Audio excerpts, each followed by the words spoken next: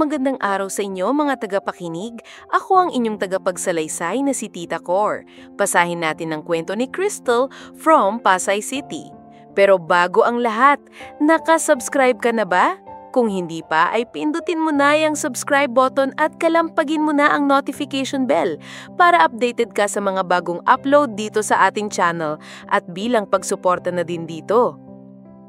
Magandang araw po sa inyo, Tita Cor. Tawagin niyo na lang po akong Crystal, female, 28 years old, from Pasay.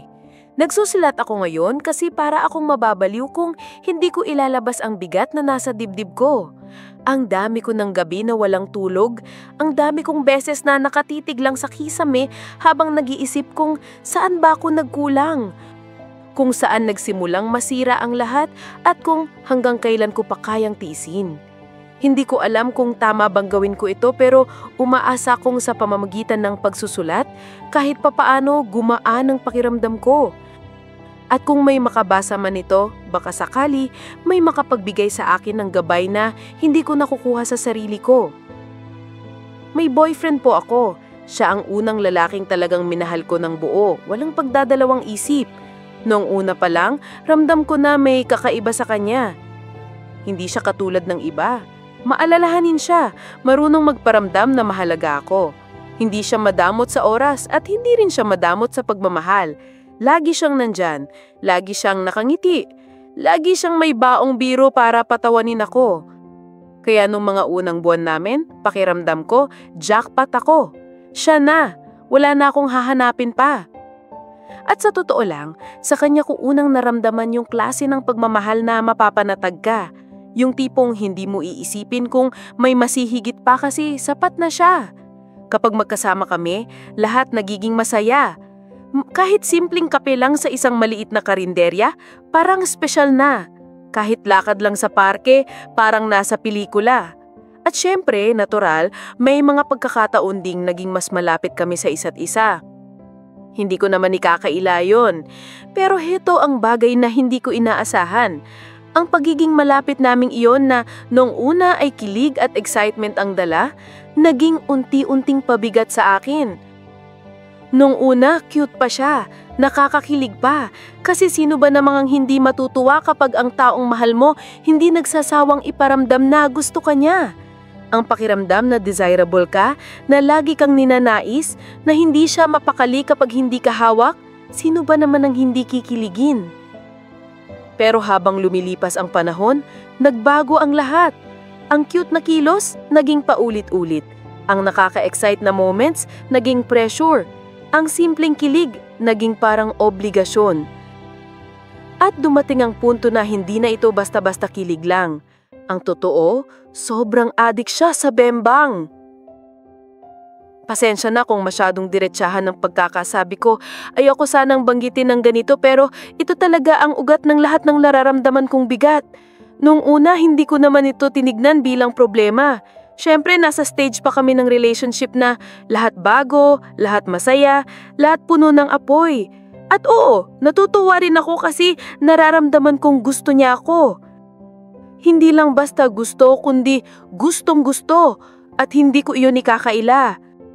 Noong una, masarap sa pakiramdam. Pakiramdam ko sobrang espesyal ko. Pero nang paulit-ulit, doon ko na nakita ang problema.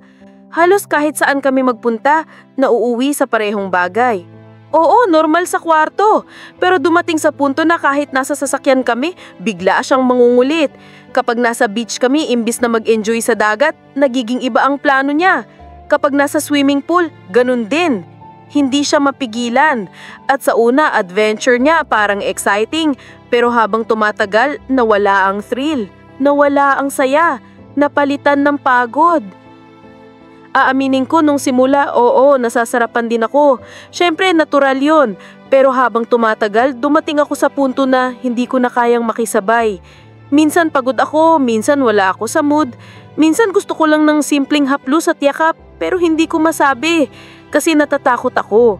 Natatakot ako na isipin niyang hindi ko na siya mahal o baka isipin niyang may iba na ako. Kaya kahit ayaw ko, pumapayag ako. At yun ang masakit.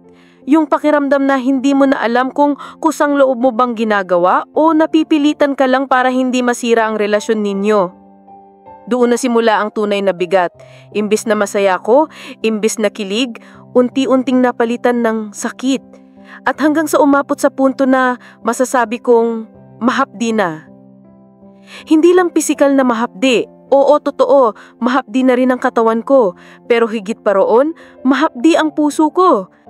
Kasi pakiramdam ko, hindi na ako mahal bilang tao. Hindi na ako tinitignan bilang partner, bilang babae, bilang taong dapat alagaan at pahalagahan. Para bang naging bagay na lang ako na ginagamit niya para sa sariling kalaygayahan. Sinubukan ko siyang kausapin, hindi lang isang beses, hindi lang 2 beses, paulit-ulit. Sinabi ko na gusto ko ng pahinga, sinabi ko na sana bigyan niya rin ng halaga yung mga simpleng moments, yung yakap lang, yung simpleng titig, yung halik na hindi kailangang may kasunod. Pero anong nangyayari? Oo, makikinig siya, magpapangako siya, tatahimik ng ilang araw, pero pagkatapos babalik din sa dati. At doon na ako nalito. Mahal ko siya, sobra. Mahal ko siya kasi siya yung kasama ko sa mga pinakamasasayang alaala ng buhay ko. Mahal ko siya kasi sa kanya ko naramdaman yung klase ng pagmamahal na akala ko hanggang pangarap lang. Pero sa kabilang banda, napapagod na ako. Hindi ko alam kung mali ba ako kasi ayaw ko na. Hindi ko alam kung mali ba siya kasi hindi niya ako kayang intindihin. Pero ang sigurado ko, hindi na ako masaya. Kapag kasama ko siya, hindi na kilig ang nararamdaman ko kundi kaba. Kapag magkasama kami, hindi na sabik ang nararamdaman ko kundi takot. Takot na baka mauwi na naman sa parehong bagay. At minsan nagdarasal ako na sana kahit isang araw lang maging simpre ang lahat. Yung tipong yakap lang, yung tipong magkahawakan lang ng kamay habang naglalakad, yung tipong halik na hindi kailamang may kasunod. Pero hindi iyon nangyayari. Kaya ngayon, heto ako, nagsusulat, humihingi ng tulong.